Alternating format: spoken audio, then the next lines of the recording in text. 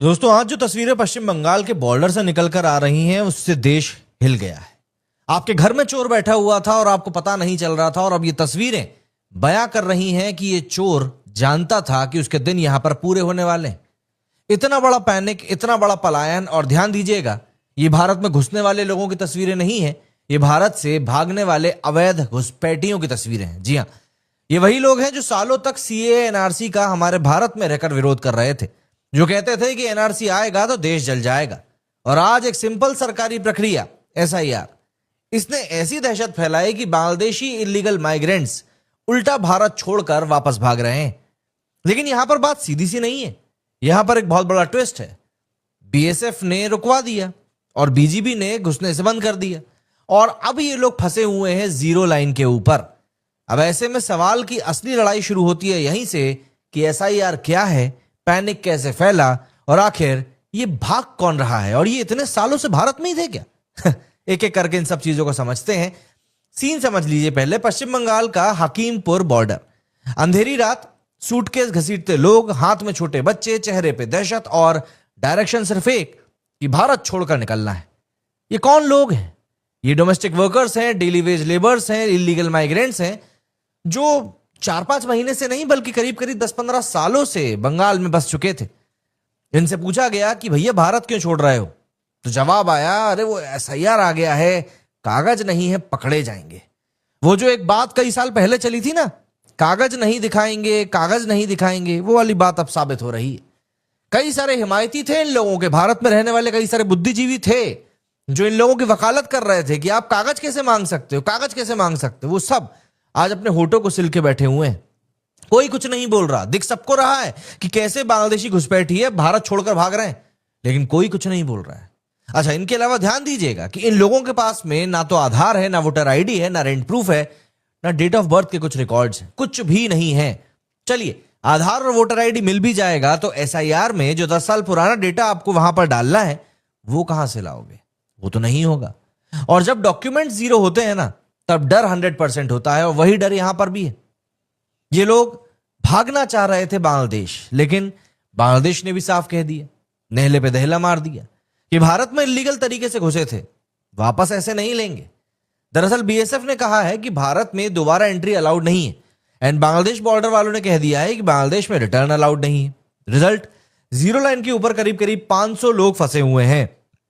ना पानी है, ना खाना है, ना कोई प्लान बी है, सिर्फ और सिर्फ एसआईआर का डर है और खुद की इलीगल रियलिटी की चुभन है कि अब दुनिया के सामने हमारी पोल खुल रही है। अब असली पॉइंट समझिए कि एसआईआर, स्पेशल इंटेंसिव रिवीजन, क्या है आखिर? वोटर लिस्ट साफ करना, क्या बस इतना है? दरअसल जिसके ऊपर वोट चोरी का सबसे बड़ा इल्जाम लगाया जा रहा था, वही एसआईआर अब इन घुसपैठियों के भागने का सबसे बड़ा कारण बन रहा है। दरअसल बंगाल की जो पॉलिटिक्स है, उसने इसे बना दिया है हिडन एनआरसी कि साहब एसआईआर जो है बड़ी खराब चीज है, और आम जनता के बीच में नैरेटिव फैला दिया आग की तरह कि घर घर चेकिंग करी जाएगी, पेपर्स मांगे जाएंगे, नाम काटा जाएगा, अवैध लोगों को उठा लिया जाएगा। सुप्रीम कोर्ट ने साफ कहा था, आधार भी वैलिड है, बट इलीगल माइग्रेंट्स जाने की इनके पास तो आधार भी नहीं है, और पैनिक वहीं से शुरू हो गया। दरअसल ये जो नैरेटिव है कि भैया आपको एसआईआर के दौरान बहुत परेशान किया जाएगा, यह नैरेटिव 100% पर अफवाह पर टिका हुआ था। असल वजह थी इलीगल एंट्री, आइडेंटिटी प्रूफ ना होना, और सालों का अनडॉक्यूमेंटेड स्टे, कोई रेंट पेपर ना होना, कोई सिटीजनशिप का लिंक ना होना। और जब एसआईआर शुरू होता है, चेकिंग शुरू होती है, इलीगल माइग्रेंट्स के अंदर डर आता है, क्योंकि सच बहुत सिंपल है, डॉक्यूमेंट्स नहीं तो कोई बहस की बात ही नहीं है, आपसे बात करने का मतलब ही नहीं है। टीएमसी का क्लेम था कि ये एनआरसी की बैकडोर वर्जन है, इलेक्शन कमीशन ये नॉर्मल वोटर लिस्ट रिवीजन है। तो ऑब्वियस ही बात है, ग्राउंड पर क्या हुआ? जो लोग खुद को भारतीय कहते हैं वही सबसे पहले भाग खड़े हुए। क्यों भैया?